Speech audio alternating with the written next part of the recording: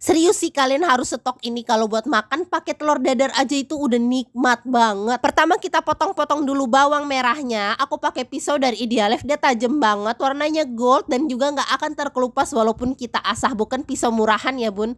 Next aku potong cabai merahnya. Lalu kita cincang-cincang terasinya. Lanjut aku goreng bawang merahnya sampai dia kering kecoklatan, tapi jangan sampai gosong ya, nanti dia bisa pahit. Aku pakai di fry pan dari Idealef, dia anti lengket dan muatannya gede banget 28 cm. Angkat, tiriskan, kita biarkan dingin. Lanjut aku goreng cabai merahnya dan juga terasi. Aku pakai kompor induksi dari Idealef, tinggal kita colokin aja, pemakaiannya gampang banget, gak bikin pantat panci, cepet hitam.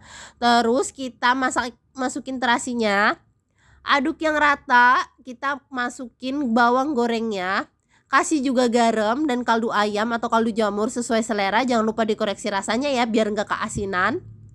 Kalau udah tercampur rata kita angkat, siap disajiin deh goreng garamnya. Kalau udah dingin bisa banget kita masukin ke dalam toples biar awet berbulan-bulan. All cookware di video beli di Idealef.